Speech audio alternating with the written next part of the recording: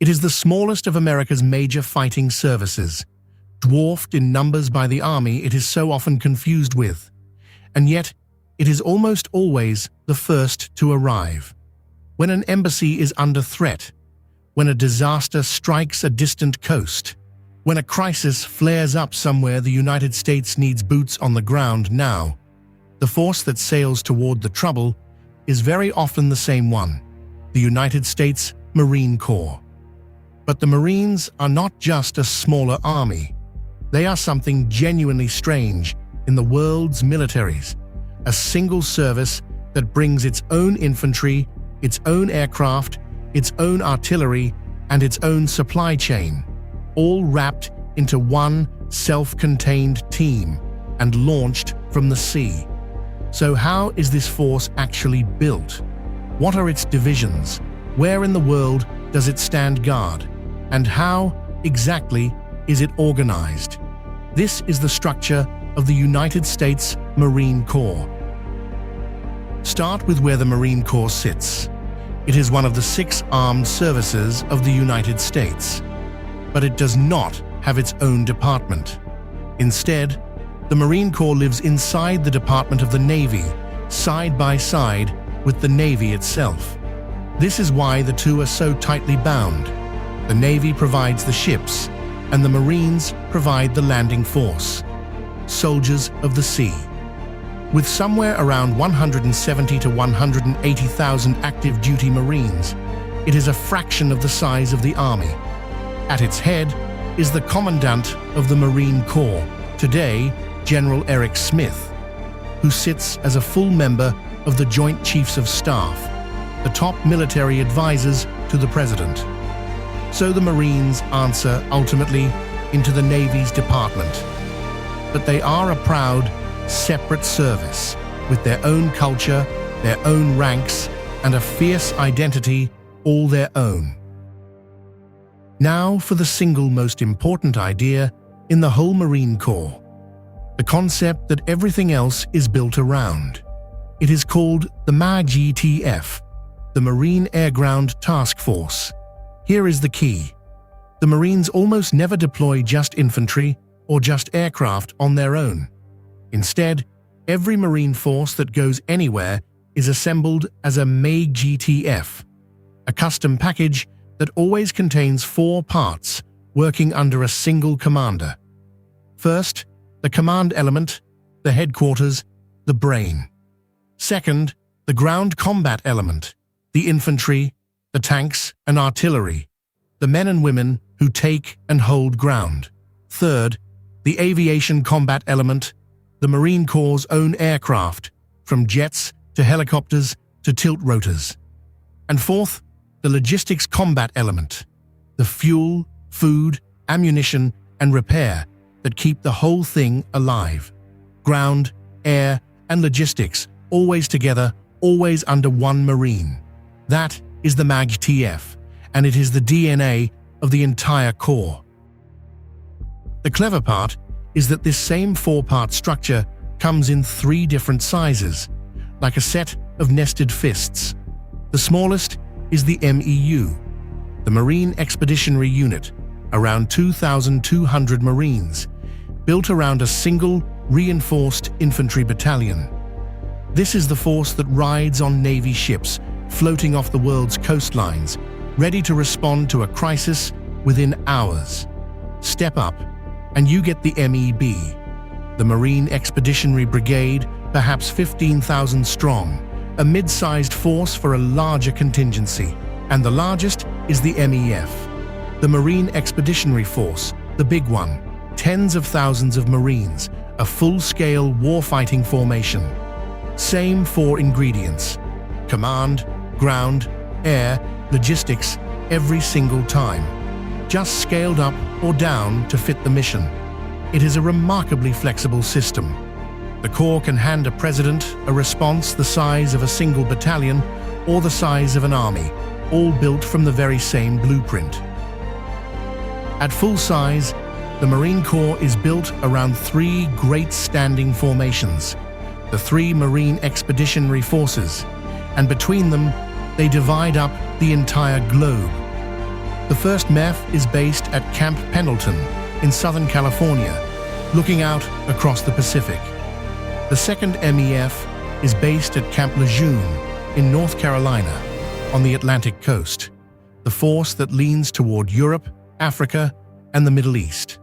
And the third MEF is the one stationed farthest forward of all, based on the island of Okinawa in Japan, permanently positioned in the Western Pacific, closest to the flashpoints of East Asia. Each of these three MEFs is a complete self-contained MAGTF in its own right, with its own ground division, its own aircraft wing, and its own logistics group built into it. 3 forces, 3 home bases, and between them, responsibility for hotspots all around the world.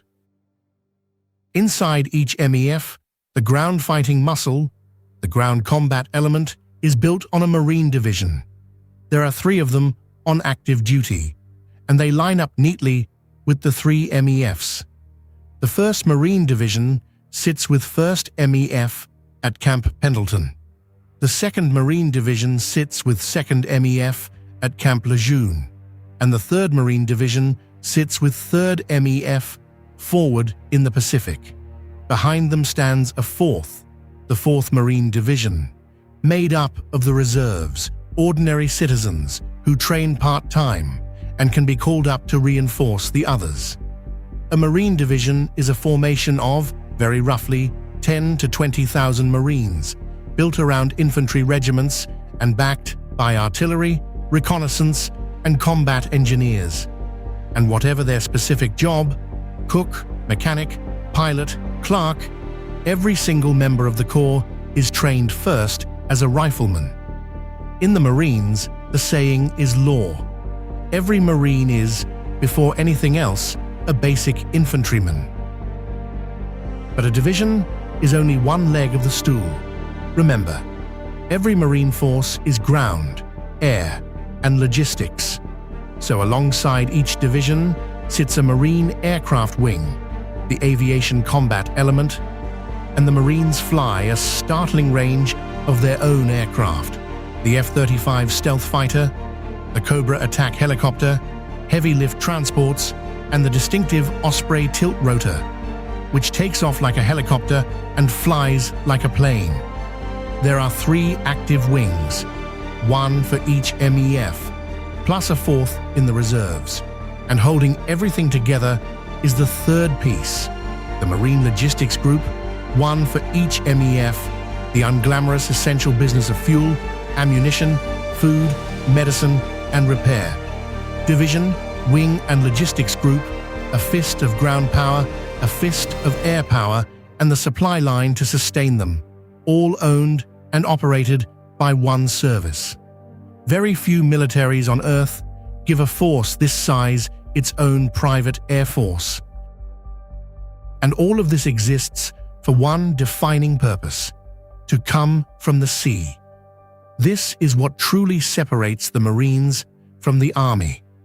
The Corps is America's expeditionary force in readiness, designed to be forward deployed, floating, and instantly available. Its signature is the pairing of a Marine Expeditionary Unit with a group of Navy amphibious ships, an amphibious-ready group carrying Marines, their helicopters, their landing craft, and their vehicles, cruising the world's oceans on months-long patrols. When something goes wrong within reach of the coast, those Marines can be ashore in hours, evacuating civilians, securing an airfield, or spearheading an assault.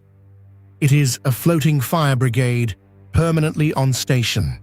First to fight is not just a motto, it is a job description. But the Marine Corps you are looking at is in the middle of its biggest transformation in generations, a sweeping overhaul known as Force Design. For 20 years, the Marines fought as a second land army in the deserts of Iraq and Afghanistan. Now, they are deliberately turning back toward the sea and toward a single looming challenge, a possible great power fight in the vast expanses of the Pacific. To get ready, the Corps has made some radical cuts, giving up its tanks entirely and trimming its cannon artillery and some aircraft.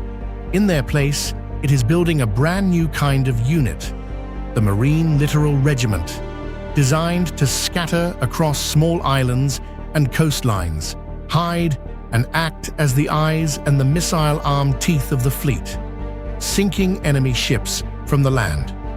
It is a controversial gamble, fiercely debated even inside the Corps, trading the heavy, all-purpose Marines of the last war for a leaner force built specifically to fight among the islands of the next one.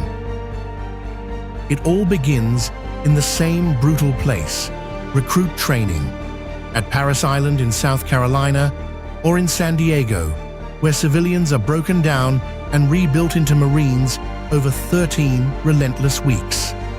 What comes out the other side is bound together by something the Corps guards jealously: its culture, the pride, the history, and the motto that says it all: Semper Fidelis, always faithful.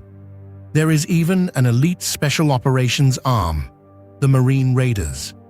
So this is the shape of the United States Marine Corps, the smallest of the big services, and by design, the first to move.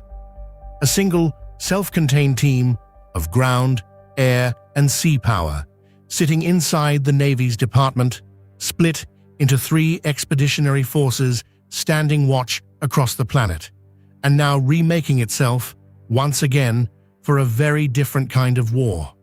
Not the largest force America fields, but famously, the one that gets there first.